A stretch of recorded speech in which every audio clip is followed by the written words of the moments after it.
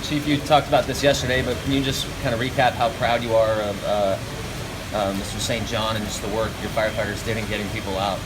I can. The question was regarding yesterday and display of pride that we showed for some actions taken by a new lieutenant, Lieutenant St. John.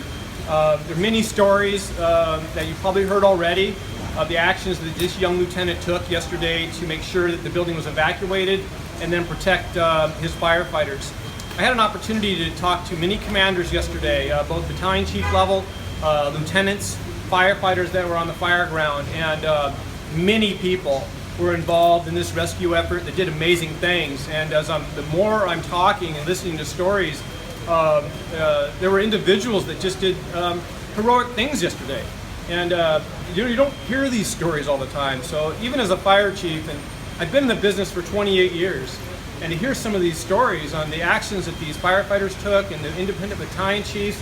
I mean, we had one battalion chief who actually, they're normally in command positions and not actually out on the street rescuing arms around a citizen who needs rescuing. And this occurred yesterday. It was just one of those rare moments to witness this, and I thought it was an opportunity to talk about it because it's, it's one of those neat things that are happening, and what oftentimes is a interesting atmosphere we live in. There are some neat stories out there, and this is just one of them. We heard one story about one firefighter shielding a person on the street, like throwing his body over that person. I haven't heard that. It wouldn't surprise me.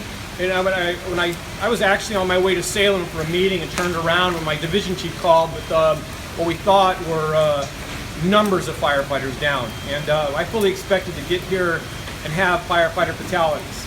And as I was walking up to the scene, there was a firefighter on a gurney, on an ambulance gurney, being moved across the lot.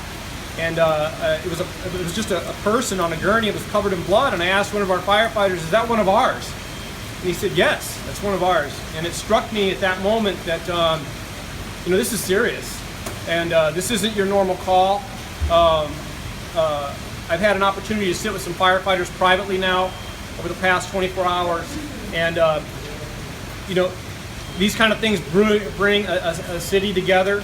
They've certainly brought this community together, both of businesses and residents, and it's brought our department even closer together, if you can believe that. Chief, what's an update on the investigation? One more time, I'm sorry. What's an update on the investigation? I don't have a tremendous amount. I did talk to the investigators a few minutes ago. I can't comment on too much there. They did tell me they are continuing to move through the debris. They're taking their time that is responsible amount of time to get this done and do it correctly, and they're getting excellent cooperation from the business owners and the individuals that own those buildings. Chief, is there gas work still going on around here? I noticed a truck over in Everett Street coming in. I have been an opportunity to talk to the Vice President of Operations for the gas company. They gave us a really good understanding of what was going on with gas yesterday along Gleason. They are doing everything they can to isolate the lack of gas to just a few locations and get the rest of these buildings operable. It is time consuming for them, but they're here in force doing the best they can. Chief.